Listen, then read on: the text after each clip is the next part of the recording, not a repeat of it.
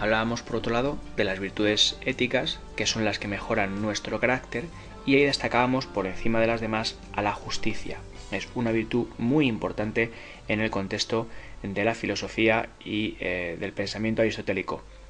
Justicia, para Aristóteles, puede ser entendida en primer lugar desde un punto de vista general, y eso significa que la justicia hace referencia al orden en el Estado, es decir, al buen funcionamiento del Estado, al hecho de que se respeten las leyes y de que el Estado sea un lugar con un orden y con una armonía donde el hombre pueda encontrar su fin o alcanzar su fin, que es la felicidad.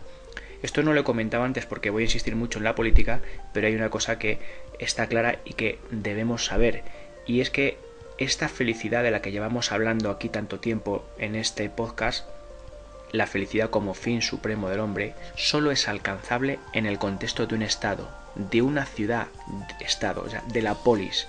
No podemos alcanzar la felicidad fuera del Estado. Pensad que nosotros por naturaleza tendemos a un fin, y es la misma naturaleza la que nos ha diseñado, entre comillas, para que vivamos de la forma adecuada para alcanzar ese fin. Por eso somos sociales por naturaleza, porque la naturaleza ya ha hecho de nosotros seres sociales y nos ha dado el habla para ello, la palabra, el logos, para vivir en sociedad, porque solamente en sociedad es donde podemos alcanzar la felicidad. Esto es un dato muy importante e insistir en la política.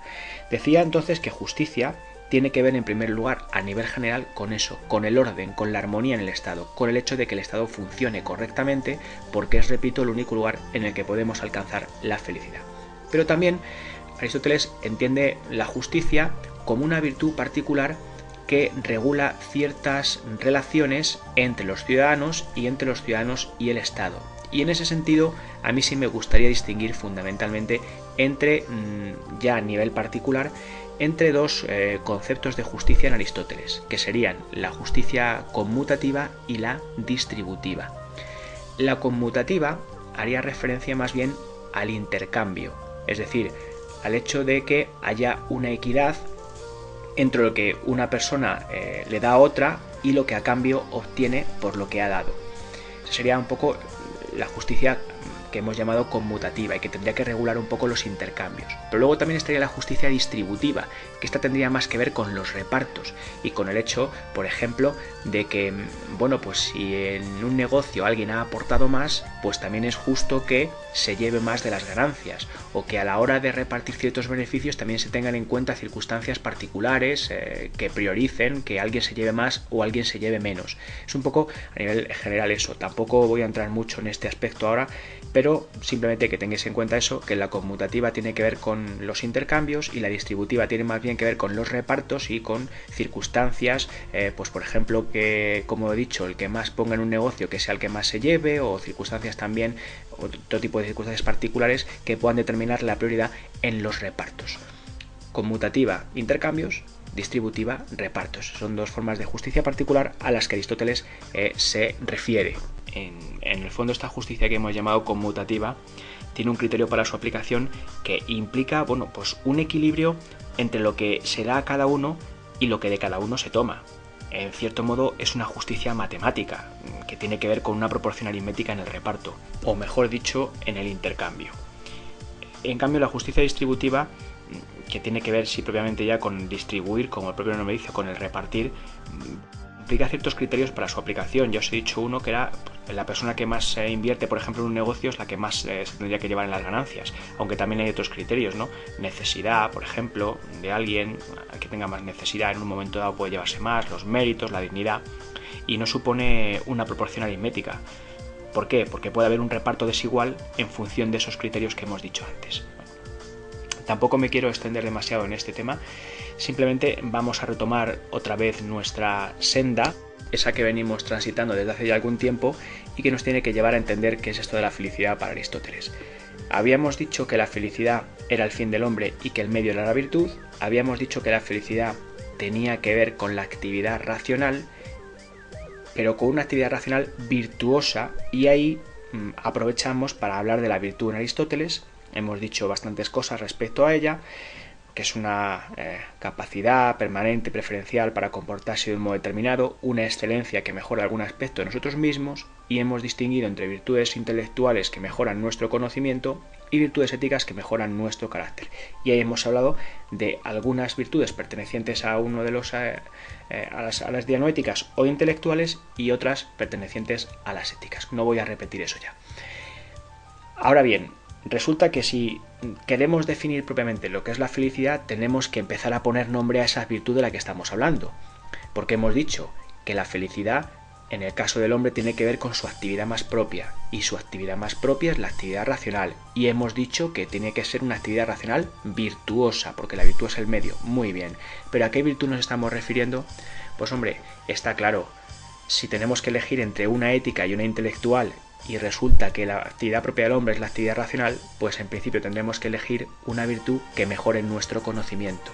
Y esa es la teoría, la sabiduría filosófica, la contemplación teórica de la realidad.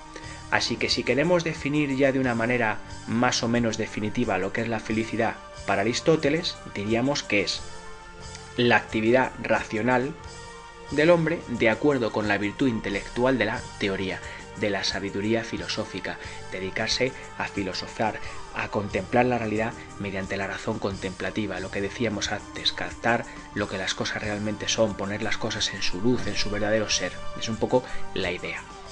Claro, decíamos antes que la felicidad tenía que ser el bien o el fin perfecto, ¿no? Autosuficiente.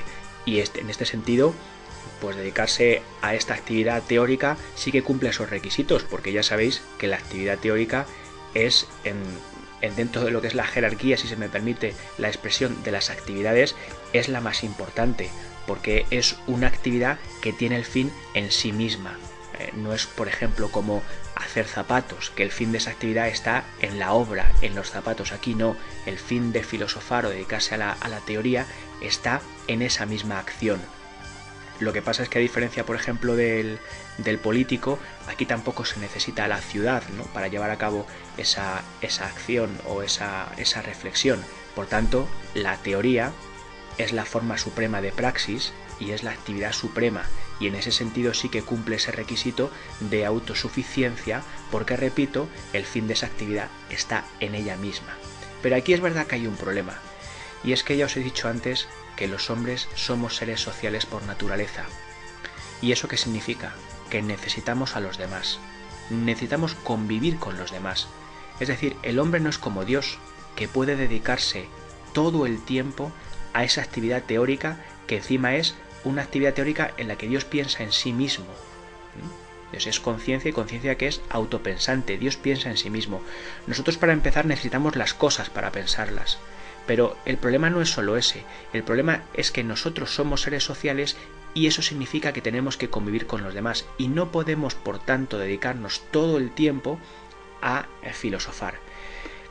Aristóteles dice en concreto, más o menos, y casi literalmente en su Ética, lo siguiente: hay que vivir también para los padres y los hijos, y la mujer, para los amigos y conciudadanos, puesto que el hombre es, por naturaleza, una realidad social.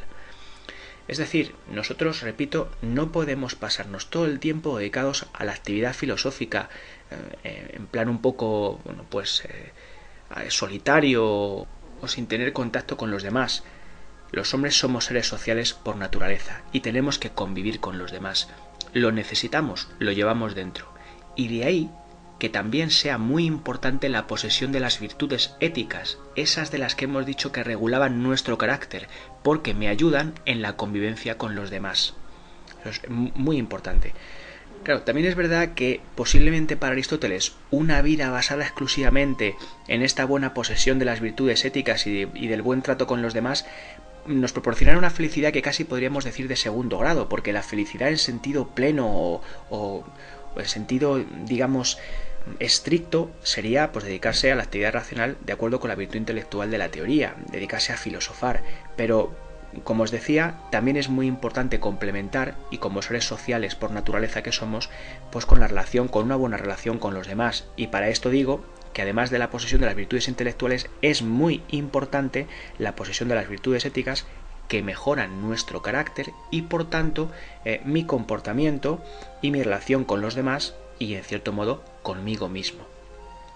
Sin embargo, aquí hay otro texto que sí me gustaría comentaros de Aristóteles, y es el siguiente. Afirma el filósofo: es claro, no obstante, que la felicidad necesita además de los bienes exteriores, pues es imposible o no es fácil hacer el bien cuando se está desprovisto de recursos. Es decir, Aristóteles nos está diciendo que no es solo ya eso de que haya que vivir para los padres y los hijos y la mujer y los amigos, sino que es que encima es muy importante poseer bienes exteriores. ¿Y a qué se refiere? Pues se refiere lógicamente a cosas como el dinero, la salud, cierto reconocimiento por parte de los demás. Claro, dice, pues es imposible y luego rectifica, o no es fácil. A lo mejor es que no quiere dar a estos bienes una importancia tan capital en esa concepción que él tiene de la felicidad como esfuerzo, como trabajo, como sacrificio, como superación, como dedicarse en el fondo a la actividad filosófica, pero Aristóteles era un hombre muy razonable y en ese sentido era consciente de que si no teníamos unas mínimas condiciones materiales para sobrellevar la vida con cierta dignidad, era también difícil ser feliz. De tal manera que lo que yo creo que aquí ocurre es lo siguiente. Si nos ponemos un poco estrictos, tendríamos que decir que la felicidad para Aristóteles, al fin y al cabo, es la actividad racional del hombre basada en la virtud intelectual de la teoría, que es dedicarse a la actividad filosófica, a filosofar, pero que esa concepción estricta de la felicidad también se podía ver acompañada con una concepción de esta felicidad un poco más amplia, a la que podríamos añadir al mismo tiempo la posesión de las virtudes éticas que regulan mi trato con los demás, puesto que soy un ser social por naturaleza, y, ¿por qué no?, también la posesión de ciertos bienes exteriores que me permitan llevar una vida con dignidad desde el punto de vista económico y también lo que se refiere a la salud, etc. Es decir, son dos concepciones, una un poco más estricta, más pura de lo que es la felicidad, por así decir, y otra un poco más ecléctica, es decir, en la que se añaden pues otra serie de aspectos que sin duda son también muy importantes. Así que en el fondo y de alguna manera la felicidad consistía para Aristóteles podríamos decir que consistiría en unir sabiamente la contemplación filosófica, la relación con los demás y por supuesto una posesión moderada de ciertos bienes que me permiten llevar la vida con dignidad. Creo que aunando esas tres cosas es como alcanzamos una visión global de conjunto de lo que es la felicidad para Aristóteles, sin olvidarnos, por supuesto, de que la clave del asunto está en la actividad más propia, que es la actividad racional, que siempre tenemos que poner como punto de referencia si queremos explicar lo que en puridad es la felicidad para Aristóteles. Bueno, yo creo que con esto más o menos hemos explicado un poco lo que es la felicidad para el filósofo de esta gira. Y bueno, pues espero, como siempre, que las cosas os hayan quedado más o menos claras. Soy consciente y siempre lo he sido que repito demasiado las cosas, pero eso sí que es de formación profesional, es en palabras de las que hemos estado antes utilizando o comentando, podemos decir que es un hábito negativo, es un vicio, pero bueno, ya lo tengo asumido y bueno, pues si se repite algo que es importante y se queda, pues mucho mejor, ¿no? En todo caso, sí me gustaría, como siempre, daros las gracias por haber estado ahí escuchándome y emplazaros para el último punto de la filosofía de Aristóteles, que es la política, absolutamente capital, esencial e importantísimo en el pensamiento de nuestro filósofo. Así pues, os espero para hablar y para escucharnos en relación con la política de Aristóteles y, por supuesto, como siempre, daros las gracias por escucharme.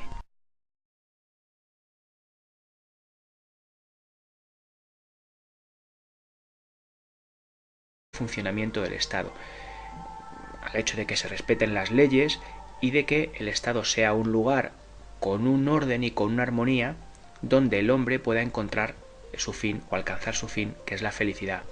Esto no lo he comentado antes porque voy a insistir mucho en la política, pero hay una cosa que está clara y que debemos saber, y es que esta felicidad de la que llevamos hablando aquí tanto tiempo en este podcast, la felicidad, por otro lado, de las virtudes éticas, que son las que mejoran nuestro carácter, y ahí destacábamos por encima de las demás a la justicia. Es una virtud muy importante en el contexto de la filosofía y del pensamiento aristotélico. Justicia, para Aristóteles, puede ser entendida en primer lugar desde un punto de vista general, y eso significa que la justicia hace referencia al orden en el Estado, es decir, al buen